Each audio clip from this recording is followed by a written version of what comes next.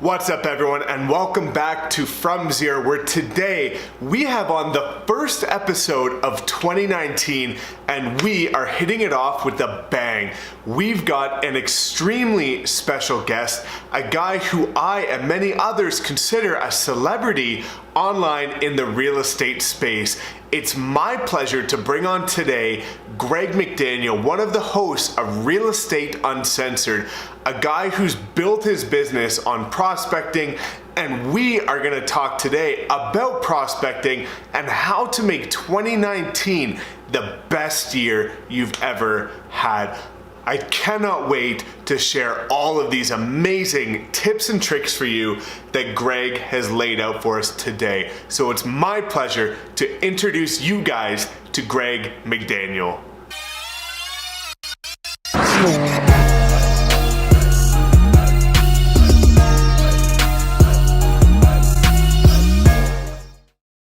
Everyone, welcome back to another episode of From Zero, where we have on a very elite level, a special guest today that I'm super excited about. Now, we have Greg McDaniel. If you're in the entrepreneurial space, you might not know him, so I'm going to get him to do a nice little introduction here. You will know him if you're in real estate, unless you've been living under a fucking rock. So this guy is the host, along with his friend Matt, of Real Estate Uncensored, and is one of the most badass cold callers, prospectors, and overall agents in the US and the overall industry. So, Greg, thank you so much, man, for coming on today. Mike, you just made my year, my month, my millennium from that intro, my friend. That is I've been on hundreds of podcasts. Now that was one hell of an intro, and I will take it, and we're going to take that sound bite and I'm going to show it to Matt. He's going to have to understand that I rock. 100%, man. No, you guys are absolutely awesome. And, I'm going to link below, of course, Real Estate Uncensored, because this is one of the most valuable assets any agent can have when they're getting into the space or looking to break through some plateaus. But again, for any of the entrepreneurs that are watching this, who might not know you, why don't you give yourself just a brief little introduction, and then we'll dive into some specifics and some tangible takeaways for all the agents on here. Mike, not a problem, man. So, hey, for any guys who don't know me, my name is Greg McDaniel. I've been a licensed real estate agent in Northern California in the San Francisco Bay Area for the last 19 years. I joined my father's team. He's been a licensed real estate agent in 3 states for 46 years and a broker for about 43 of those years or something like that. I grew up learning on his knee, essentially, how to do real estate, because I was around it every day, every month, every year when I was growing up. What I did is I went down to college, miserably failed out of college. And I'm talking D's and F's. I mean, I have a PhD. Wow. I have a public high school diploma. And then I have a master's in drinking, drugs, and girls. So I went to 2 years of college, got dragged up by my ears after my parents were like, that's it. You spent $100,000 of our money in 2 years. No more for you. So I started working in a warehouse with a bunch of my buddies. And I thought it was the coolest thing, man. And my dad kept asking me, Greg, are you sure you want to be here? Are you sure you want to be here? And I'm like, yeah, Dad. He's like, why don't you come join me? I'm like, to do real estate? Oh, man, no, I'm cool. That's old people stuff. And so he finally talked me into coming in to joining his team.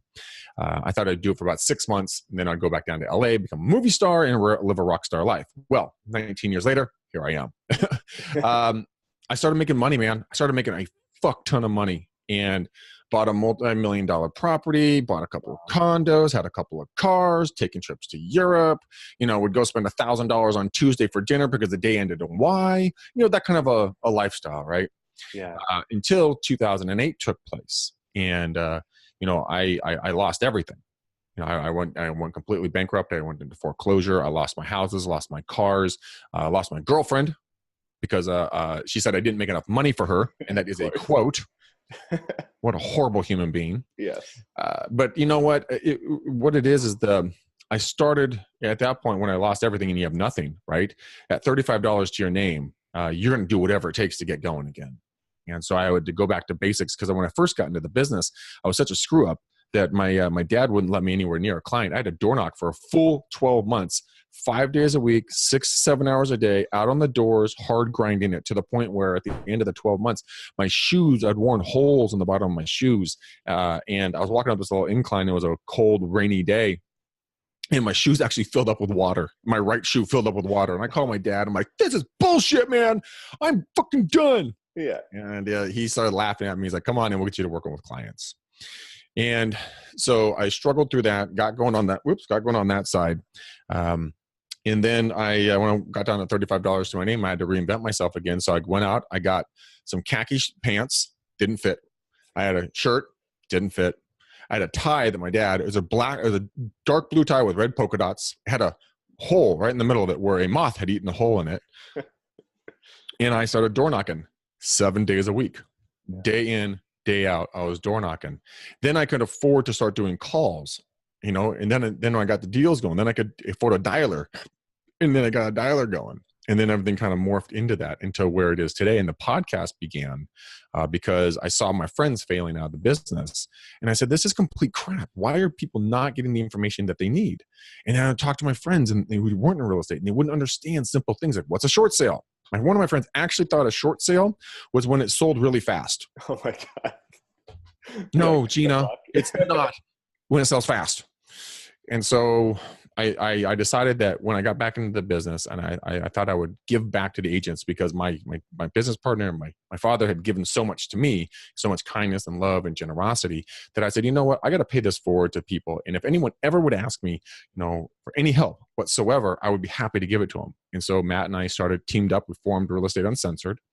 And we have been growing it for the last 4 years as of this recording. It's one of the largest ones on iTunes, and it's all because of just giving of value and love to the people around us to watch them live the life of their dreams. So it all stems from, my father, giving to me and putting up with my dumbass. I was in my early 20s when I was first in the business, and now I just get to pay it forward. So long story, long answer to a short question, my friend. Appreciate it. Sorry about that. Definitely. No, I think that's important to note is, a lot of us take it for granted where we see some of the agents like yourself or Josh or any of these people that are now, top agents in their space. And they, sometimes you don't understand how you get there. And you don't even understand the fact that you guys withstood that crash and you guys did lose everything. I know so many agents where they built their success, lost it all, and then the surviving few like you guys have rebuilt it all back up. So what was that moment like when you lost everything? Because clearly, when you talk about the cars, the house, the lifestyle you were living, you were in the groove and you were loving it and you were feeling it. And where does the motivation come to build that back after that same industry just took it all away? I had nowhere else to go. I literally had nowhere else to go. I only had 2 years of education in college. Well, no, scratch that. I only had 4 years of high school education. I have no really good, saleable traits. There's no way I could get into another industry, where I could make the amount of money you can make in real estate with the low barrier that you have in real estate. I've already had time involved. So I said, otherwise I just have to nut up and knuckle down and just really grind it out and just do the hardcore, unsexy, unfun, unseen things that makes people successful. So I would make my team at that point, I'd make them show up on Saturday mornings at 8 a.m., dressed up, ready for business. Then we'd hit the doors and we'd go door knocking. We'd do it Saturday and Sunday. We'd do it Monday through Friday. Then we'd come back. We would write 5 thank you notes to the people we talked to out there. Then we'd do database follow-up calls, touch base with people. And you'd be surprised on how fast they'll grow your business. But for me, what really resonated with me on that is that I just had nothing else. There was no other option. I mean, this is do or die, or literally go get a menial job, go work at Target, go work at McDonald's, go work somewhere where you get a paycheck, man, but your lifestyles are going to suck balls. I was just like, well, I don't want that. Yeah. And I'm not demeaning anybody who has those types of jobs. Don't get me wrong. It just wasn't my choice in my life at that point to take that option when I had another one. I just had to work harder to get to the next level. And work was never been a problem for me. It's fine. I mean, I'll work hard as hell. Like I was talking to my girl last night and I was doing work and it was like 6 or 7 o'clock at night. And she's like, dude, isn't it a little late for work? And I'm like, no, why? She's like, oh, don't you ever just turn it off? I'm like, no, why? Yeah. It just doesn't work that way. I mean, I'm sure you're the same way. I mean, it just doesn't shut off at 5 p.m. Exactly. It's a lifestyle, right? And, something that I admire so much about you and I have the utmost respect for is, you talked about calling and you talked about knocking, and it's exciting to see, Greg, I know a lot of people that use that as a foundation and they do it for a year. And then they kind of get to the place where they think they're either too good for doing that or they lose that drive to prospect which is the foundation of their business. And they lose that and they wonder why they run out of leads when either the market slows down or when, things dry up and they get lost. And that's when they get, they die in a recession. So why don't we talk, and you're still doing it today, right? You've got the beers and calls and you're doing it on a daily basis. I see people that should be busting their fucking ass because they've got no deals. And then you have you that has hundreds of deals and you're still doing it every single day. So what is the importance of keeping the fundamentals sturdy as an agent? Because that's what drives the business. And I even fell victim to that myself in my first year, where I got some business for a little bit. I stopped thinking all is well. Now I've got a steady flow. And then I went through a couple months and I was dying. And that's one of the biggest lessons in my life, man. So let's talk about that, the importance of these fundamentals. And also we'll get into some of these, scripts and things like that are really hitting hard for you guys. Sure. Fundamentals, man. It's your lifeblood. It's like if your heart stopped pumping and you expected the blood to keep circulating through your body and you keep living your life. It doesn't work that way, right? Yeah. In anything in business, you know what? If you're in a technology company, but the power turns off, but you expect the computers to still turn on. It doesn't work that way. There are certain things that if you're going to be in this business, you can never shut down. Some people say, "Well, I just work off my sphere of influence, and I just work off my close friends, and blah blah blah." Well, that's really cool, man. I appreciate your attitude on that, but that can only go so far. Yeah. Now, if you're good with doing a couple of deals a year and you work with friends and family and that's just a lifestyle money, you help your wife or you help your husband with the kids funds or college funds or vacation funds, or you got a shoe habit, whatever it is, that's cool. You can totally do that. I'm not knocking that. But if you want to make it as a true profession and a career and you want to dominate and decimate, then you're going to need to fill that pipeline on a consistent daily basis. I mean, it can be as small as something this is a small thing I do. I make sure that I do 10 database calls a day, reaching out, touching base. How are you? What's new? If you can do just that, that's going to be 200 people you'll touch in 1 month. If you do that for just 10 people, okay? 2 months. Yeah, 2 months. No, 1 month, whatever it is. But I mean, the point is that, just, last week, I was doing some calls into my database and I talked to a gentleman by the name of Tim, he's a past client. I hadn't talked to him like fucking 7 years or some shit, right? And I'm like, I don't want to call him. Like he's not going to remember me. So I'm like, no. I promised my coach that I would do the calls. So I did my calls, picked it up. Dude, he and I chatted for like 35, 40 minutes talking about his boat, fishing, what his kids are doing. Then I just asked him, dude, how's the house treating you? And he goes, Greg, it's getting too big. I'm like, really? What do you mean? He's like, just for two of us, we just can't do it. We want to sell it in June and we want to move up to the foothills. Really? It's about $1.5 million, $1.6 million house. Wow. And then we're going to get a referral for the property up in the Sacramento area where he wants to move to. It's just from doing the database calls, it's doing the fundamentals. And it doesn't need to be, you need to change your mindset from a transactional mindset to a relationship mindset. Love that you say that. A lot of the times I've grown up in a transactional mindset because back when I started, there was no Facebook, there was no smartphones, there was no Instagram, there was nothing. All right. No social media. My social media, my way of connecting with people was the phones and door knocking. That was social media at that point. Now that's changed a little bit to where sometimes people are a little bit more standoffish, but if you have the right script like Mike does, then you can get in those inroads and you can have a conversation with folks. But you need to consistently meet new people. As Gary Keller has taught in his book, Millionaire Real Estate Agent, you have the Mets and the have not Mets.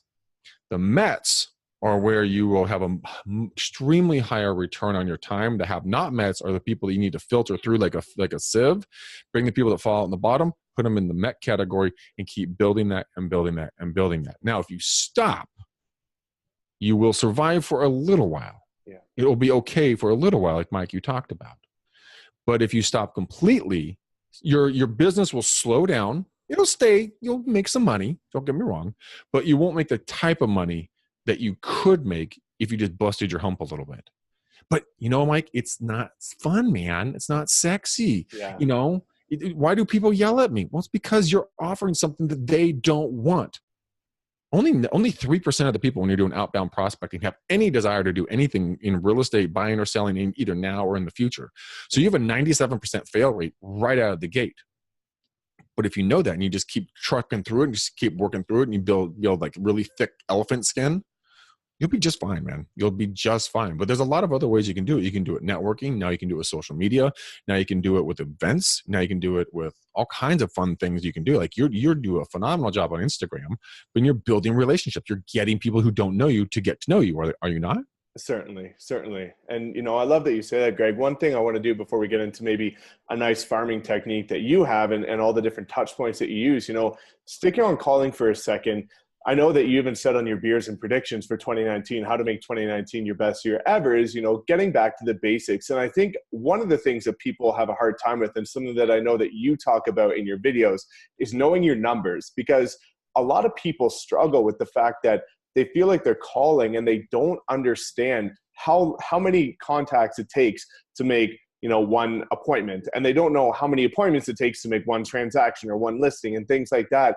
And I think that ambiguity of them not knowing their numbers demotivates them, because they feel like they're just spewing out calls with no intent. There's no methodology there. They're not doing it in a tangible way where they can start jotting down, things. So, what do the numbers look like for someone that gets into cold calling so that they have an understanding of what they should expect and some of the lag times it takes? Because people have a hard time being patient and persistent and not understanding the fact that you could talk to someone today, but it takes 18 touch points until next June to actually get a sale, and being invested in that for the long run.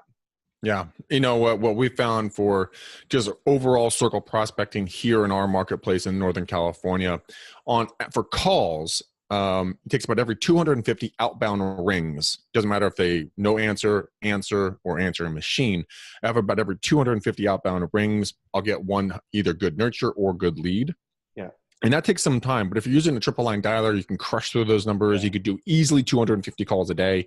So a rolling averages, you could get a good lead about every day, but it will never work out that way. So you'll go probably a dry spell for X amount of days, and then bam, you'll get hit like 4 or 5 leads in one day. And you're like, oh my God, manna from heaven. This is amazing. And you're like, oh, that reinvigorates you to get back out there and do the calls. It's like golf. You suck. And then you have that one epic hit that gets you back on the course again. Same thing. But you have to be persistent and consistent. This is not an instant gratification game. This is not a short game. This is a long game when it comes to your prospecting, like anything in prospecting. If you're just getting into the business, guys, have anywhere from a minimum of 6 to 8 months of financial reserves to live your lifestyle that you currently live at, because it will take about that long for a good solid ramp if you choose to do doors, calls, networking, social media, whatever it is, or bring them all together. But this will be your ramp up time. Now, you could get some deals in there. Don't get me wrong. You could find a unicorn that you get a deal right off the bat. But to get real traction, working if you're working geographical farms or you're working social media farms, whatever you're working, it's going to take about that much time. So do not have any disillusion. You're like, oh man, I'm going to go out there and make all this money. I have lots of friends, blah, blah, blah. Your friends will fuck you over, and your family won't refer you. Okay. I think it's so funny you say that, Greg. I've had 5 friends buy over the last 2 years since I've been in real estate, and every single one of them couldn't work with me because their wives said they had to work with their parents' agent or whoever. All 5 friends could not work with me. I lost every transaction. And going into the industry, I was like, oh, I've got all these people getting married, engaged, whatever. I'm going to get sick deals. None of that. So, Here's one thing, Greg, especially, this is going to relate to people who are in the business for extended periods of time or just getting started. How do you keep yourself accountable and motivated to keep making these calls? Because what I found with myself is I'm a big door knocker, and I door knocked for a long time. And then I almost lost the motivation to do so because I knew that if I didn't, no one would know, and people knew me for that. So it's like, there was always a perception that I was still doing it, but then I needed to for my business. So I like something called, forced discomfort. And this is a terrible analogy, but I use it to Arnold Schwarzenegger, Glenn Twiddale's friend, as we all know, where, he had a massive upper body and tiny, scrawny little legs. And what happened is he was always wearing pants to the gym so no one could see his legs.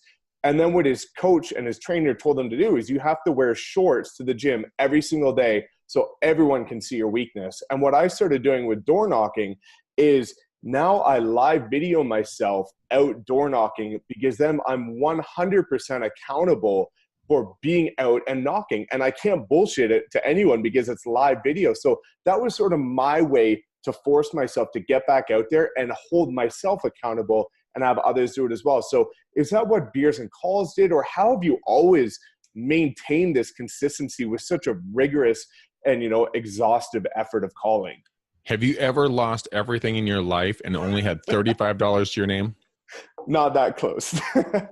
Let me tell you something. It'll burn an impression into your mind of the other stark fear when I was laying there in a cold sweat going, what the fuck, bro? Like, I have no money and I have bills I have to pay. All my family, all my friends, everyone's broke. Nobody can help me. What am I going to do? Yeah. And I remember that feeling so vividly. I mean, I can tell you what I was wearing that night. I can tell you, what temperature it was. It was probably 50 in the house because I had no money and I lived in a drafty ass old 1920s house. Yeah. And when I heard this, and it was something that I loved. It was the one word: standards. What are your standards? And we all, in our lives, what we do is we all live at the lowest common denominator of the lifestyle that we want to live in. We don't do a single thing higher than where we absolutely have to do to get what we want. Agreed. And so with me, when it comes to do the calls, I did the Beers and Calls. I started that because, one, I wanted to have a beer at 4:30, man. I was done with the day. Two, I was going to do some calls. And three, I had to reinvent my show because it used to be all loud and music and crazy and funk and weird and shit. But I couldn't do that anymore just because I moved to my house. I'm in EXP Realty now, and I didn't have the same setup, so I couldn't do it from my other office. Yeah. So I just said, okay, I have to reinvent myself. What do I like to do? I like to drink beer. Okay, what else do you like to do? I like to do calls. And the responsibility to show up every day, and like you said, going live on these videos, dude, it's not like you can puss out and not ask the questions. No, you have people watching. You have to have your A game on 100%. You have to ask those questions. You're like, oh, fuck. Like, they're not going to, this is going to be a rough question. But what I've found is that once you put yourself in a place, like you said, where it's uncomfortable, then you step up to the moment and you really make yourself available and vulnerable. I think vulnerability and transparency are probably two of the most powerful things if you allow yourself to be in those positions. Because once you're transparent and you're vulnerable, any of you who don't know me and you get to know me, you'll know that I say all the time, look, I screw up more than you guys do. I mess up more than you guys do. I'm just a dude with the microphone. That's who I am. I'm nothing special. I just have been doing it for a long time, and I know some cool things, and I can share them with you guys. I don't try to put myself on a pedestal because I believe that, look, nothing I teach, nothing you teach, nothing anyone else is going to teach is new. It's wrapped in the personality of the person delivering it. So I guess if people are going to stay consistent on their calls, view yourself as someone who's out there. Because this is what my dad did. When he started in real estate 46 years ago in Boulder, Colorado, he was so broke. He just married my mom, and he had to ask his new father-in-law, my grandfather, for $50 to take my mom on a honeymoon. Awkward, right? No doubt. Oh my God. So every day he would tell himself this. He'd get out there in his suit. He'd door knock in the snow, okay, every day. And he went out the mindset of, everybody knows me and loves me. They just don't know me yet. Yeah. And the second one is, his brother had polio. So he said, I have the cure for polio. Now, it could be AIDS. It could be, whatever nasty, horrible issue that is close to your heart, mind, and soul. But if you go out there with the idea of like, I have the cure for cancer, the cure for polio, the cure for HIV, the cure for whatever, and just know that you're bringing value, you're bringing a vaccine to help these people, walk them through a transition in life, that will keep you moving forward. Because you will hear people get upset with you. But if you just react to them in love and in graciousness and in kindness, and if they shit on you, hey man, they're not yelling at you. They're yelling at the opportunity that you're presenting. They just don't want to hear about real estate. That's cool. Maybe their daughter came back with purple hair and pregnant by the drummer. You never know what's going on in their lives. Maybe someone peed in the Cheerios. Their wife gave them divorce papers. Their boss fired them. They stubbed their toe. They crashed their car. Whatever. Yeah. just keep coming back with persistence and love and kindness. And that will keep you moving forward, because if you just know that that you're helping people, it will come back to you over time. It's called the law of reciprocity. You keep pushing out the value will come back to you eventually. Agreed, man. That's so important that you say that, because, you know, with door knocking, I relate to that, where I did a test it was about 2 months ago, where I went and knocked 100 doors. And my goal is to make every single person I talked to smile before I left their doorstep. And I had some people, man, that were some angry ass motherfuckers. And I knock at dinner time. It's the worst time for them, but it's the best time for me because they're all home.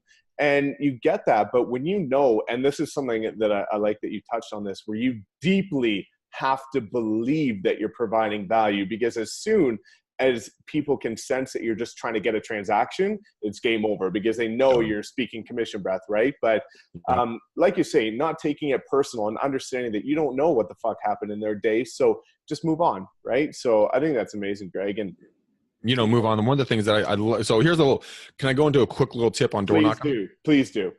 So one of the things that if you guys and gals decide to take on door knocking, here's a quick, easy, simple thing to do. Exactly what Mike is talking about, making people smile, making them feel important.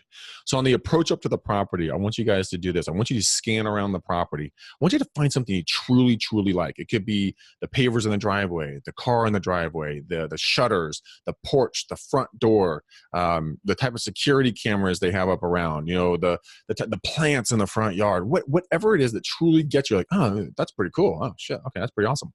Keep that in the back of your mind. And as you're going through your script, your conversation, you're going through your dialogue, as soon as you feel it to kind of start to wane off, right? I want you to turn and say, you know what, Mike? You know what, man? Where did you guys find these pavers? These are absolutely fantastic. Did you guys do them yourselves? You just engage in a conversation. So I had a gal, like four plus years ago. That's when I moved into my place here. I was door knocking. It was a hot day, right? And I was sweating my ass off. There was no shade. It was a newer development. And this lady, I walk up to this house, and she had all these plants all over her front patio, and they are everywhere, right? And so I'm having my conversation, yada yada, and it was kind of waning off. And I'd asked her, "Are you thinking about selling?" And she said, "No, we're gonna stay here." So that's the typical line. Then I said, "You know what? I'm a bachelor. I just moved into my new house. I just remodeled it, and I don't have any plants. Are these good for bachelors? Could I kill these, or are these pretty, bachelor resistant?" Yeah. She started telling me all about her plants. And then what she did is she grabbed me by the physical hand, dragged me inside her house, all the way through her house, into the backyard. Now it's an 0.8 of an acre property. Now, we took a tour of her 0.8 acre property. She told me about every one of her plants. And then, this is the most ridiculous thing. She started reaching into the ground and ripping plants out and putting them in a plastic bag for me and said, "Here's the bachelor starter kit." Oh my God. Now, I killed 2 out of 3 plants, but I still, on my porch out here, I still have one of my plants that's still alive. And as I'm walking through the backyard with her, and I'm like, I totally understand why you would never sell this. See, we have a big mountain here called Mount Diablo, and it's a beautiful view, and like a straight on shot of that. And she's like, and I said, I understand why you'd never sell. She's like, I think we're thinking about selling in about a year. Wait, what? Didn't you decide you were going to sell?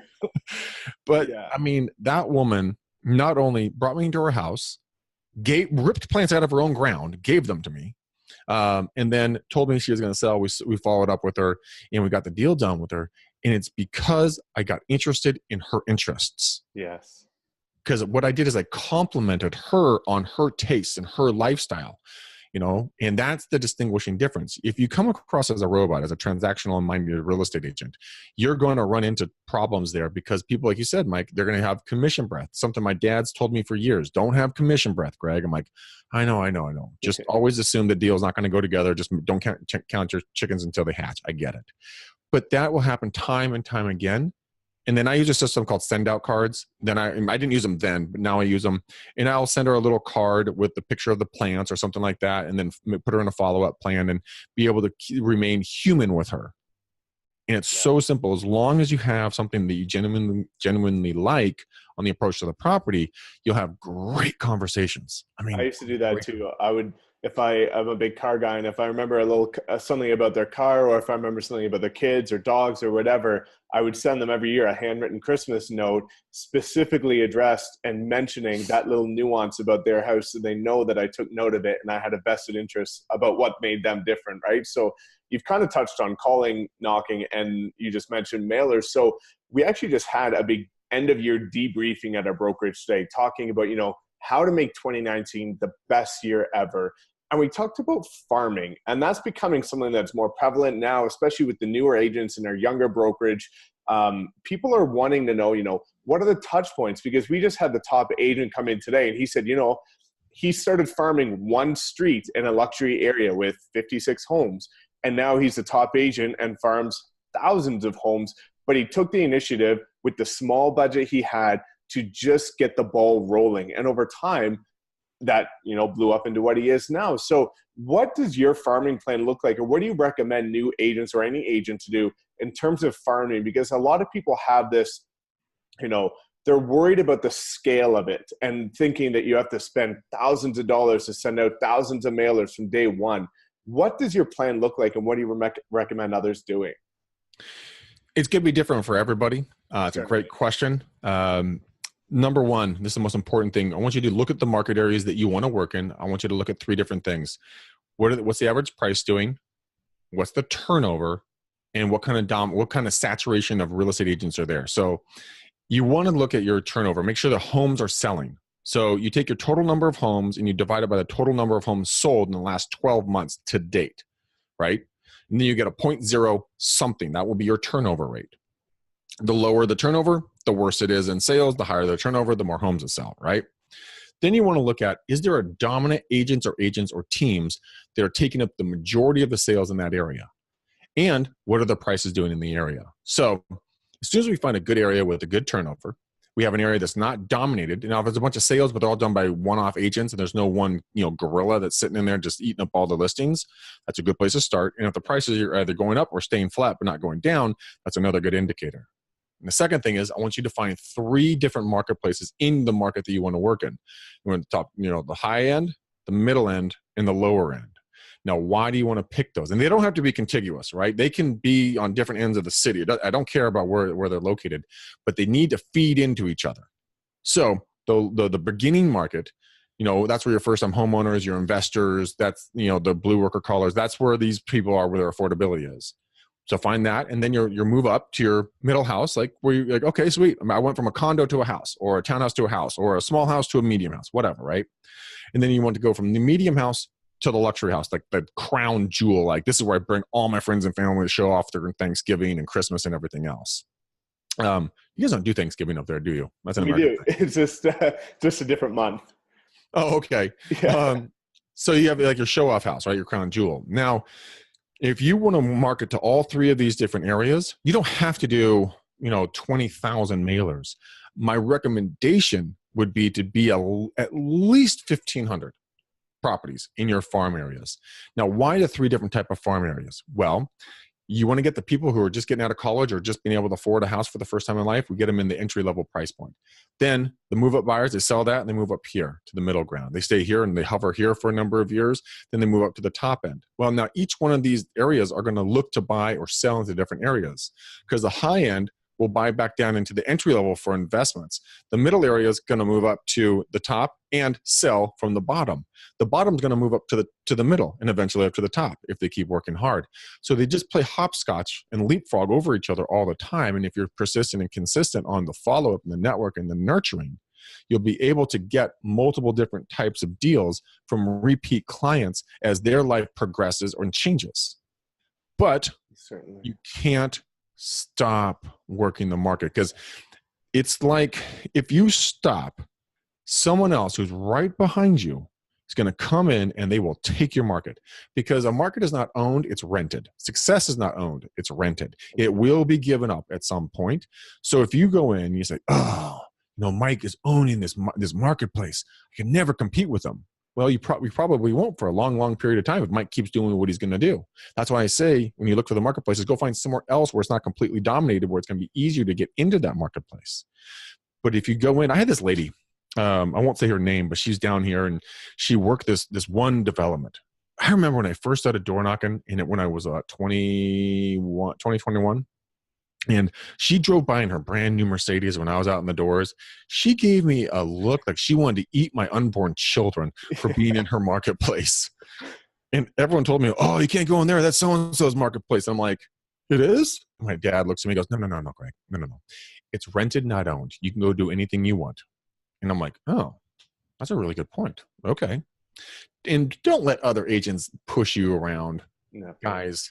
I mean, look, if the only reason they're going to talk shit to you and try to intimidate you is because they're nervous. They're scared of you because you're doing something that they're not willing or can't do. And if you see blood in the water, go even harder. 100%, man. It's so important that you mentioned, the agents that might have a strong hold in certain markets, because I think that, like you alluded to, it intimidates a lot of people. And I knew that when I first got started, I lived in a certain quadrant of our city. And there was a couple neighborhoods or communities within that quadrant that were where I live. So I said, that what better place to door knock? And there was 2 agents that had every fucking bus bench in that area. They had every flyer, they had everything. I was like, I'm living here. I'm going to go door knock it. And after I would talk to people, I would even ask them sometimes, do you know the person that's on the bus benches around here? Can you name them? And almost none of them could. So even though they have all the marketing, the optics sometimes, if someone has a big budget, sometimes the optics are bigger than the reality. And I found that now I'm even working with the builders and the developers in their niche, because I was the one that went with the boots on the ground and started hustling, thinking creatively, marketing on social media. And now I'm the one in the market, right? But you had to get started and just knock that first door, make that first call, and do it again with persistence and patience over time. Yeah. And you know what? A lot of people say, well, how can I do all the social media and do all this door knocking? Well, it's really simple. One of the things that I would recommend for all of you in the States, sorry for you Canadians, doesn't seem to be available for you Canadians, but you can find an alternative to it. Go to neighborhoodscout.com. Neighborhood Scout is a phenomenal resource. What you do is you type in your zip code for your area that you're either in, and it'll pull up the master area, and they'll have sub-markets with subsections within that master. So find the area you're going to go door knock in, click on it. You'll get all kinds of crazy cool information about notable and unique people, places, what people do for occupations, ethnicity, ancestry, how people get to work, a real estate overview, a ton of stuff. Go into that neighborhood, read up on something that you find really interesting, because people want to live around other people that they're like, right? Yeah. Race, religion, occupations, love, things they like, things they don't like, whatever, right? Go in there and do a little video. Go on your phone. Yes, this is a smartphone, guys. Yes, it shoots in a 4K camera. What does that mean, Mike? Mike, that means it's an actual studio. You can actually record anywhere out there. Go onto YouTube. Push a little icon of a video camera. It'll say go live, record live video directly to your page, and give content about the marketplace. Hey guys, I'm in such and such and blah, blah, blah, part of blank, blank city. Hey, this is a neighborhood that has this type of percentage of ethnicity, this type of occupations, this type of overall real estate. As you guys can see around me, these are the types of homes here in the area. My name is Mike. I'm with ABC Real Estate. Feel free and give me a call if you want any more information. My number is blah, blah, blah, blah, yakety schmack. Look forward to seeing you on the next video here in blah, blah town, right? Yeah. The thing is that you're killing 2 birds with 1 stone. You can then go, pull all kinds of good stuff out of that YouTube video. 2, you're making a collection of different neighborhoods that then, if Greg McDaniel is moving to Canada and I see Mike and I'm like, Mike, I want to work with you. I don't know anything about the neighborhoods. We talked. Mike told us to send me a link to YouTube. Hey man, check out these neighborhoods. These are some areas that I work. Then I look at it and it's social reinforcement that Mike's a fucking rock star because he knows all this cool stuff about the area. He's a man out there doing cool shit, and he's selling houses. Why would I not work with someone that gave me that kind of information? And it doesn't take any more time. It really doesn't.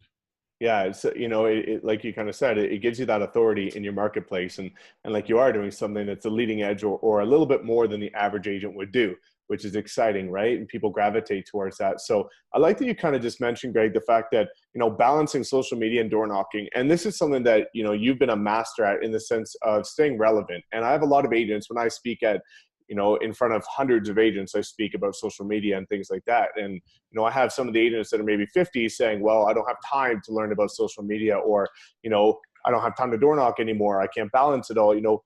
I like to talk about relevancy and the fact that you are seemingly able to balance a little bit of social, but being tactical with it, enough to be a danger, right? And you're still doing your calls, which is feeding your pipeline. So you're doing all these things that are always, and you even mentioned before we got on here, Periscope. So you were evidently doing that when that was relevant. So what is the importance of an agent of any age, any experience level, staying relevant with the current technologies, and how would you balance that? Because a lot of people struggle with schedule and priorities.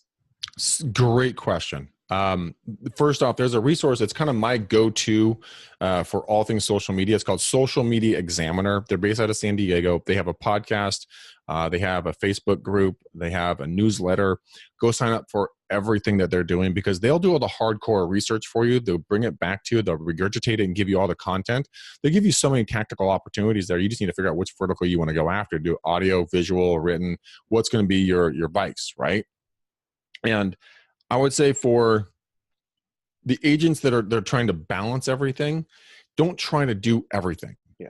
Like for me, I'm Twitter retarded. I literally am Twitter retarded. So I just say, oh, I'm not going to do Twitter. I just can't do it.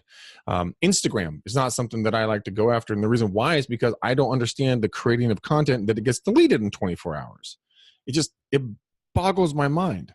Right now, just came out last week that YouTube has now created YouTube stories. Yeah. And so if you have over 10,000 followers, which we do for our show, our podcast, you can go and you can create stories that'll last for 7 days, which is awesome, on your channel. Now, what's it going to do? Who knows? We'll figure that out. But my point is this: if you don't start doing something in the social media realm, I shaved for this interview and I had lots of gray hairs on my chin. And if you don't start doing something, you will grow a gray hair every day in the social media world, and you will soon become father time or mother time of the social media. Because the young guys like you, Mike, and the people that are going to be younger than you that are going to come in that are tech savvy way more than you and I are going to blow us out of the water. Why? Because they're going to be omnipresent, they're going to be relevant, and they're going to be able to bring the content and information that the consumer wants and needs. Yeah. It's you cannot be afraid of doing video. Look, I get it. You hate how you look, and you even hate how you sound even more. Here's a little news flash. Everyone already knows what you look like, and they already know what you sound like. Yeah. Get over yourself, you narcissist. Just start doing it.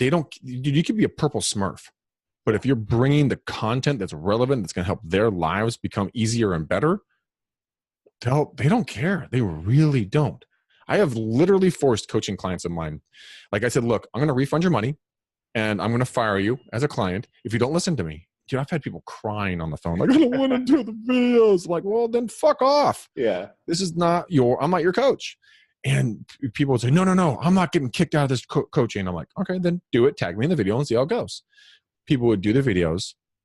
They would get hundreds of views and tons of positive comments and all kinds of stuff. And I would come back and I'd say, see, was it that bad? They're like, no, it was really fun. I'm like, see?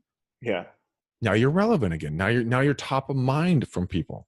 And then there's a whole nother way you could go down that. Because anyone who commented on your IG, videos that you do, dude, get their mailing address, then send them a send out card. Hey man, thanks for watching my video. Really appreciate it. Boom, reinforces you again. Yeah. That's your high tech and high touch, marketing opportunities there. But yeah, I just say, look, if you have to, if it comes down to, being consistent with it, something that I do is I build in 2 hours a week for an hour and a half for 2 days. I build in, that time to go stalk people on Facebook and Instagram, find cool things that they're doing or photos they're posting. And I just send them a quick video or a cool, hey, that looks amazing. Just starting to engage in real conversations with people. Yeah. And they'll reach back out. They'll have that conversation with you. I mean, you've seen that, Mike, on Instagram, right? Certainly. And just like you said, Greg, a lot of people just psych themselves out because of their own, limiting beliefs. But I especially this year, I've seen so many people taking the liberty to make their first Facebook Live or their first whatever post. And I've never seen someone being like, ha ha ha, like shitty video or what a loser. I've never seen a negative comment in my life. Everything's like, wow, thanks so much for putting this out, or great job. We want more to see. You know, you don't understand the positivity that's out there for people that support you. And then another thing I want to get into is, or just to mention, is the fact that you don't have to be a pro at everything. You don't need to say, you know, I need to get on Instagram, so I have to make a post today and they all have to be professional. Like, if you can only fucking force yourself to do one post a week, do it, but do it every single week, and just get into the habit, like you said, of just doing a little bit of something so that it starts to unfold your comfort level on that platform. Yeah, 100%. Like you said, Mike, go slow. Like I'm training for a Spartan race right now, right? Awesome. And it really opens up your eyes to how not in shape you are when you do these trainings. And so I started with my girlfriend, and you know, we did our first official training last Sunday. Bro, I got a lot of work ahead of me, like a lot of work. I need every day of these 4 months. But it's these small things. And you're obviously familiar with burpees. Yeah. Fuck. And so I started off with doing 5 burpees. Then I did 10. Then I did 15. Then 20. And today I did 30. Right. And my training regimen that I'm going to start here, it requires me to do 60 burpees a day, plus like 25 or 35 pull-ups, plus running 2.5 miles, plus all this other shit. Right. But I didn't start at that point. I started at doing 5, then 6, then 8, then 10, slowly building that tolerance up. So, you know, just start small, man. And just be cool with you messing up on stuff. I stutter. If any of you guys have never seen me, I stutter all over the place. I will say things wrong. I'll say people's wrong names. I'll say all kinds of stuff, you know, and it's one of those things that if I'm okay with that, you know, I'm going to kill one of my cats. You know, that people will they want the human aspect of that. They want that thing of like, hey, you know what? You're just like me. You're normal. Yeah. Isn't that cool? Well, like one of the biggest ads ever is Ty Lopez here in my garage, right? iPhone probably fucking 4 in his garage, can barely put words together. It's his first video ever, shot at one take. And now it's got some like 60 million views, and it blew him up on YouTube, right? And I know a lot of people say that is they would actually prefer something a bit more informal, so that it does add that connectivity to you, so that it actually seems personal, right? And, you know, that's kind of cool that you alluded to you're stuttering, and now you've got a top rated podcast. And so what has that podcast done for you over the years? Because I actually interviewed my friend who has the top Canadian real estate podcast, the Vancouver Real Estate Podcast. And he kind of talked about, you know, he started it, and he believes over time realtors need to provide other sorts of value, where, you know, back in the day, back in the 90s and 80s, we were gatekeepers of information, where you needed us to see a house. You needed us to find out more information. Now they have everything. So we need to provide value in a different way. And that's what he said his podcast has allowed him to do, is build an authoritative status, also build his personal brand. But they have that trustworthiness, because when people Google him, they see their personality. And now it's like, if you like Greg McDaniel, you're going to fucking know pretty damn quick from watching one of his podcasts. If you don't, that's a sure way to know that you guys might not be a good fit. So what has that podcast done for you and your brand and your business and everything over, you know, the time you've built such a massive following? So the brand for the podcast has always been for real estate agents to give them content and information. It's given me the ability for me to be seen and heard and help a lot of folks. And so I decided to make a transition. What it has given me the opportunity for is to learn how to speak, you know, into a microphone, how to free flow, how to, you know, get that content and spit it back out. You have the dynamic vocal ability to create not a just boring, you know, conversation like this, monotone, but to really kind of get the inflections in there and have some fun with it. Because I've launched now for the last 4 months, as of this recording, a radio show that's on the largest radio station here in all of Northern California. We go from the Oregon border down to LA, man. I just hired 5 outside salespeople to take this show and explode it across the country in the next 18 to 24 months. That's and my goal is to get tens of millions of people to be listening to me on a monthly basis and assume my content. So the podcast gave me the basis for the communication abilities that keeps people's interests. and researching all the fucking content for that podcast will now give me some insight for little nuggets of goodness on the radio show as I move forward. Certainly. It's just practice, man. It's just practice. And it's just keeping you consistent with with learning. Because I mean, if you're not consistently growing and learning something in this real estate business, I mean, go to Zillow.com, go up to those 3 little white bars, drop down, go to Zillow Research. There is a ton of articles you can read. Go sign up for Inman News. It's like $38 a month. They will drown you in content about what's going on. Go to, there's another radio show called Real Estate Today Radio. Yeah, Real Estate Today Radio. That's done by the National Association of Realtors here in the States. And it gives a podcast and an actual radio show that will give you real world national information. Be a student of this business, okay? Because you have to work in your business, which is the daily grind: doors, calls, follow-ups, negotiations, listings, buyers, the whole thing. Then you work on the business, and that's education. Be consuming a podcast, be reading a book a month, be going to a seminar, picking up, a newsletter, going out and networking, taking out the top agent in your marketplace out for dinner or lunch and picking their brains and then putting what they tell you to do into action. If you're going to take a top agent to lunch and you waste their time, they're not going to talk to you again. Yeah. And don't go to the middle level agent. Those guys won't share shit with you. The top agents will share information with you if they're not a complete douche. Agreed. Sometimes they're douches. 100%. But I mean, that's what I mean. I mean, listening to like your podcast, reading a book, doing something. Yeah. You've got to do it. Like I have, do I have it over here? Yeah, hold on. I have this one.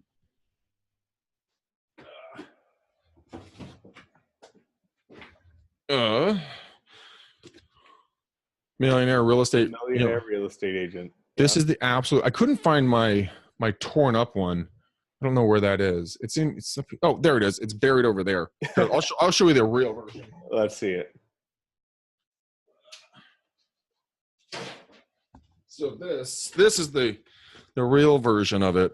Just That's awesome. Bookmarked, highlighted. I mean, you guys can see all the underlines and highlights and everything else.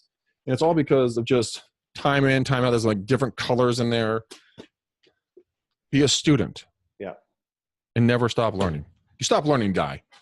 100%. It's so important that you mentioned, working on the business and working in the business, because a lot of people, mismanage that balance. And when you do too much of one and the other falls short, you're screwed. And a lot of agents don't treat real estate like a business like they should. And I think it's cool that you're exploding the radio channel, and I'm assuming, indirectly that's also going to help with EXP and building the team and things like that over time. Yeah. So I like that, you can kill many birds with one stone as you start building this brand. So one thing that I really want to touch on, Greg, before we slowly start to wrap up is future predictions, because as we kind of talked about before, there's things like cloud-based brokerages, there's things like iBuyers, there's a commission conversation I'd love to have with you.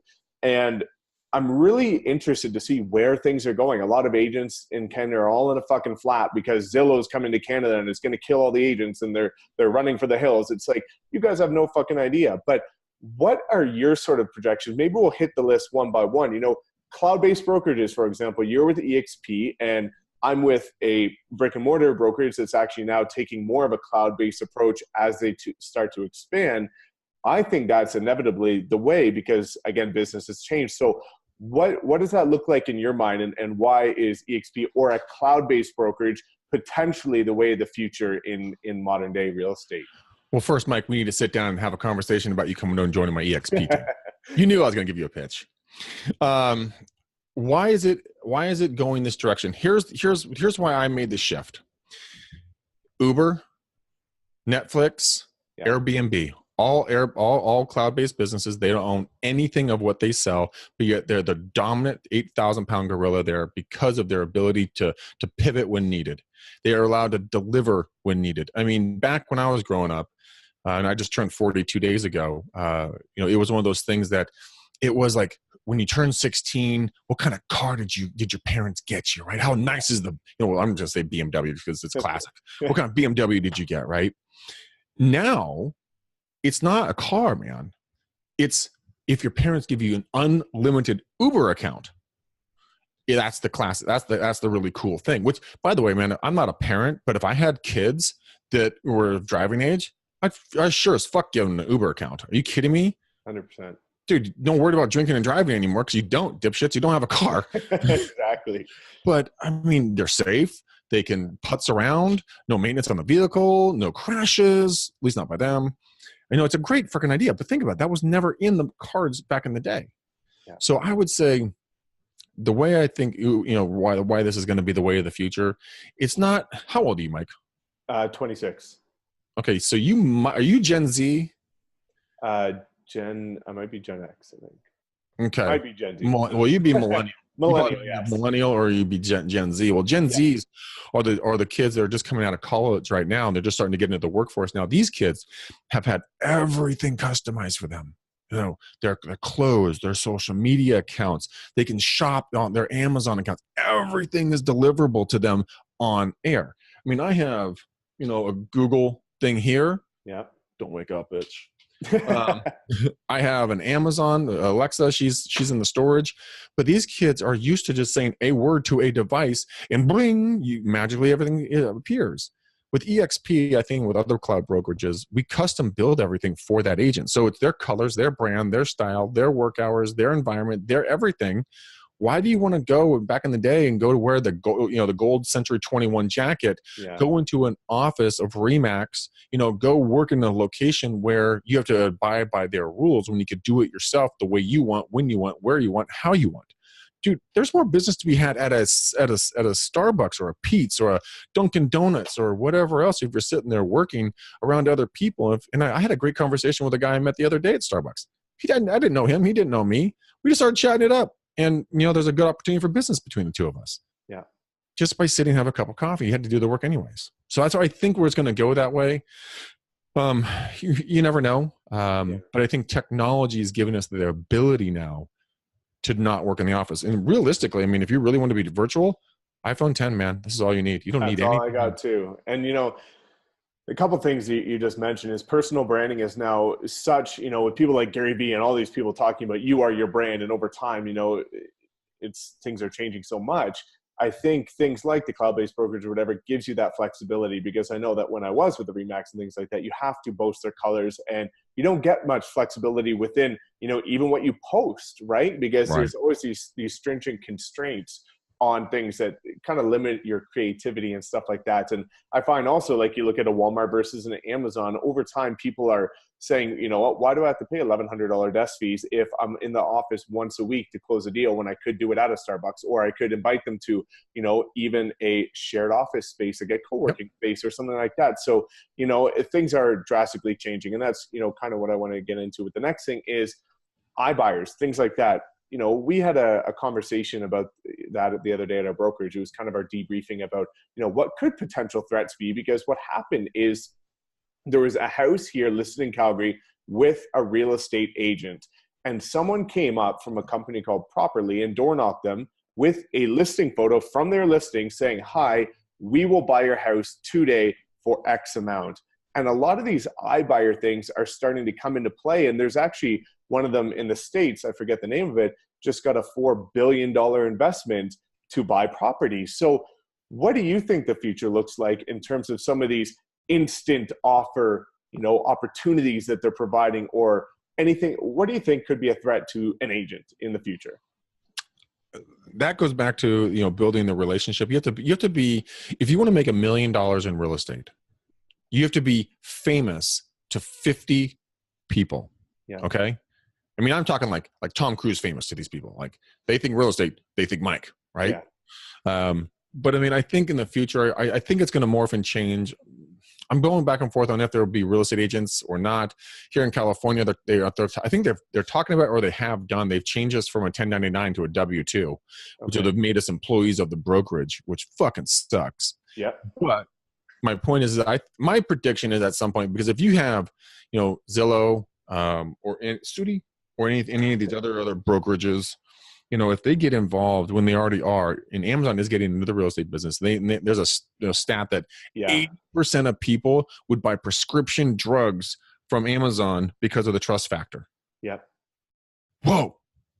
So if they say, hey, Mike's the guy, Greg's not the guy, 80% of the time, they're going to pick you. Now, what's that going to do to our commissions? I think that there'll probably be like a 50-50 split. Yeah. And I would have, plus probably a monthly fee. That's just my gut on this, or something along that split. And I would say absolutely. I would be totally cool with paying a 50-50 split if I had to spend no time marketing, no time, prospecting. They just got dropped into my lap. They were hot and ready to rock and roll. Yeah. I'm cool, man. That's cool because it saves my time. Now, a lot of agents would fight me on that and be like, how could you be giving that much away of your commission? Blah, blah, blah. Well, you have the option. Play ball. Don't play ball. Yeah. And I don't know enough about it. Certainly. And I think that's what some people are saying. I've had a couple conversations with different, thought leaders in the space, and some are thinking eventually agents will almost become Uberized, and there might be like a flat fee or something like that. Because I know in Switzerland commissions are 1%, and in the UK they're 2%, and in North America it's vastly different. So people are thinking there could be a correction, could not, but I think it's an exciting time. So we can't really dive too far into that because we don't know. No, but making 2019 the best year. Before we wrap up, predictions, and also more so, what are your recommendations for agents to make it on branding, prospecting, mindset, things like that? Maybe a couple minute summary of your beers and predictions from the other day, because I'll link that video below. That was an amazing video, what you guys had on that with your feature there. But you guys had some great, things to say about how to make it. I believe I did that with Ray Wood. Is that correct? Yeah, that was correct. Yeah. So predictions for 19 in Northern California here, we're in the US, we're looking at probably an average increase in property values by about 3% is what kind of where they're thinking. Our inventory is still going to remain lower. It's going to stay where we are. Might increase a little bit. From what I'm understanding from multiple different sources that I'm listening to and reading, is that I think that there's going to be more inventory that will become available, but there's no way to know if it's actually going to hit the market or not, because there are already going to be in rentals. And is the institutional sellers, because they have balloon loans on a lot of these institutional buys. Right now, are these guys going to, they're going to take it out to market, resell it, or are they just going to sell it to other investors that never hit the market? They're going to sell it to the renters that are already in there. So is it going to affect us? Not sure. I do know this, that no matter what, the market is consistently shifting. And you've got to put the pulse on the market, read your industry news, talk to your associations, listen to podcasts, look at people that know what they're talking about. Look at, statisticians, go look at the economists for your local area, look at the trends, go to Zillow and look at some of the trends and what they're looking at for appreciation. Figure this stuff out, see what the numbers are telling you, and then go ahead and see and do what everyone else isn't doing. Yeah. Now have you ever heard of the blue water hunting theory? No. So there's blue water and there's red water. Red water is doing everything that everyone already is doing. All of our marketing pieces are very incestuous. They all look the same, sound the same, talk, walk, and the same. Yeah. You have got to get out above the noise of life, okay, on this one. You've got to stand out. So blue water hunting is going into the blue water or where no one else is and hunt there doing something no one else is doing. People will follow you eventually.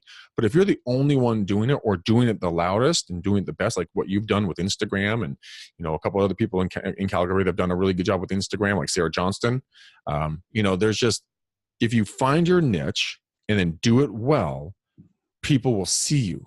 If you don't, the blue water hunting is essentially going to the Super Bowl, taking your business card, standing up at the halftime, holding it up in the air, going, "I'm a real estate agent." Yeah. Why is no one paying attention to me? Because the noise of life is all around you. Yeah. And it's roaring.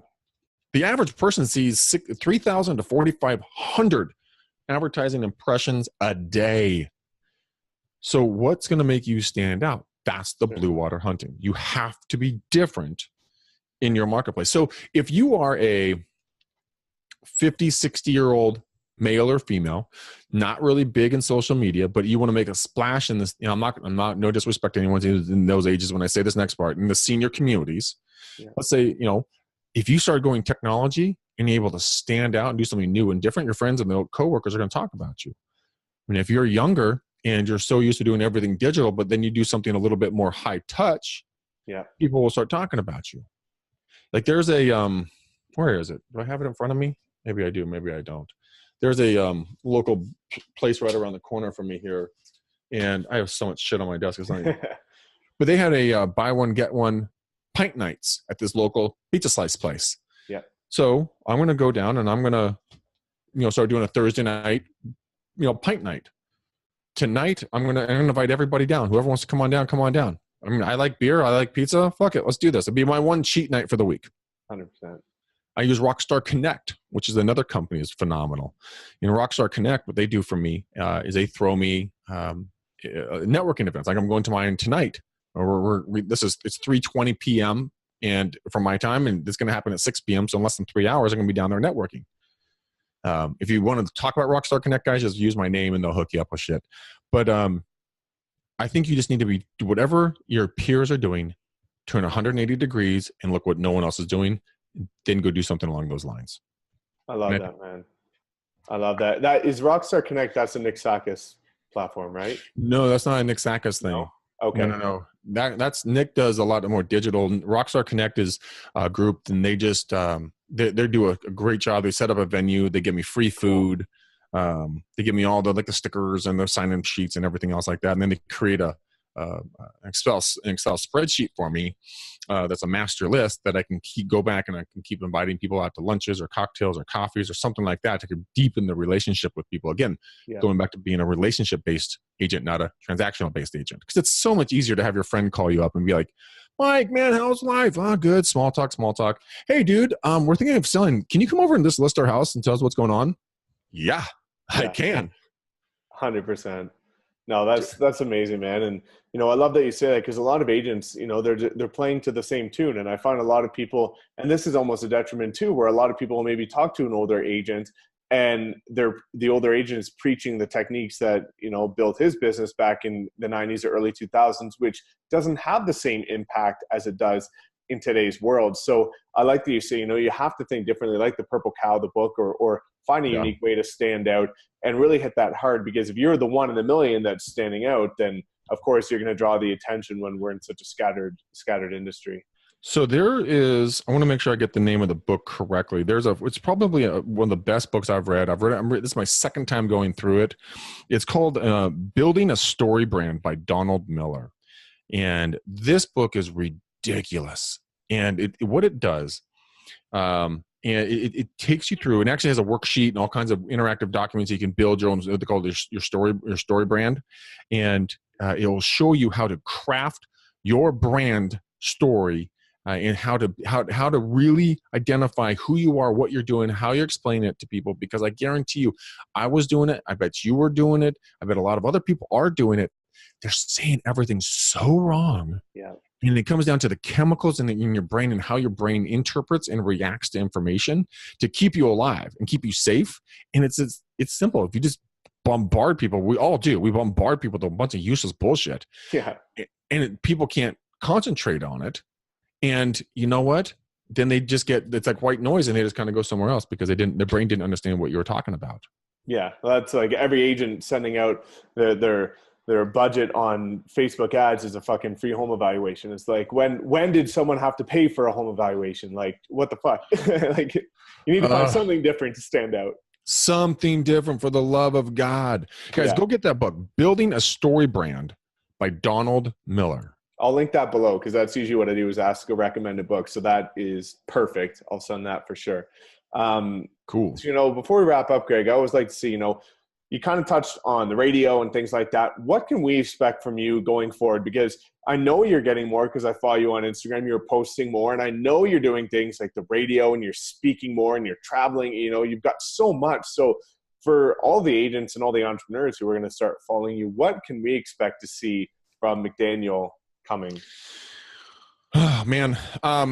So what I'm trying to do is, I'm gonna do some more real estate here. I want to get out on the road. I'm gonna get out on the road, do some more speaking. So you'll probably see me out speaking.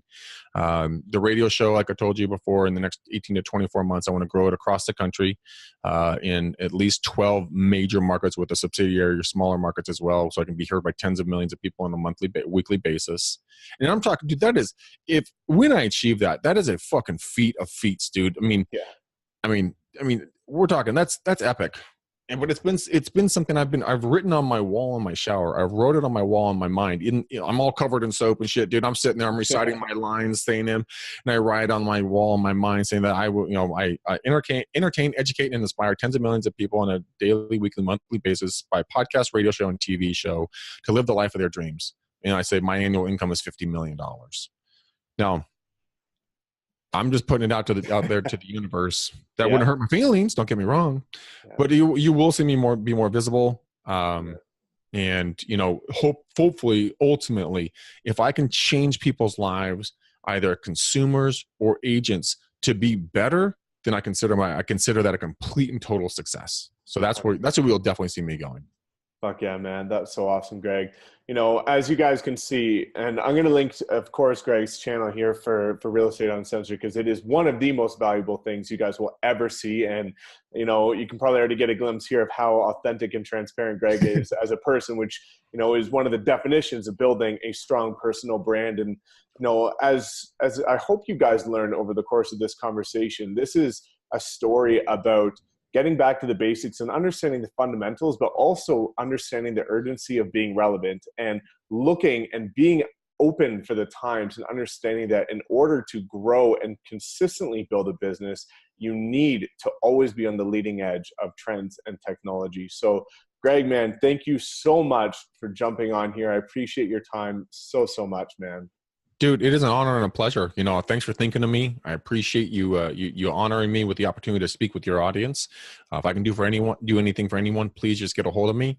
I'm really easy to find. Yeah. PM me on Facebook, and we can go from there. But I just appreciate the opportunity, man. Certainly. So guys, please make sure you comment below what your biggest takeaway was from this. I know you'll have many, and please make sure you go give Greg a follow, because it's going to be amazing to watch that tens of millions journey unfold. So guys, thanks again for tuning in, and we will see you next time. And so there you have it. I hope you were able to take something impactful away from this interview that you're going to be able to apply to your own life. Please comment below what your biggest takeaway was, and if you have anyone in mind that you think I should interview next. Thank you for tuning in. As always, please make sure you subscribe, and we will see you next time.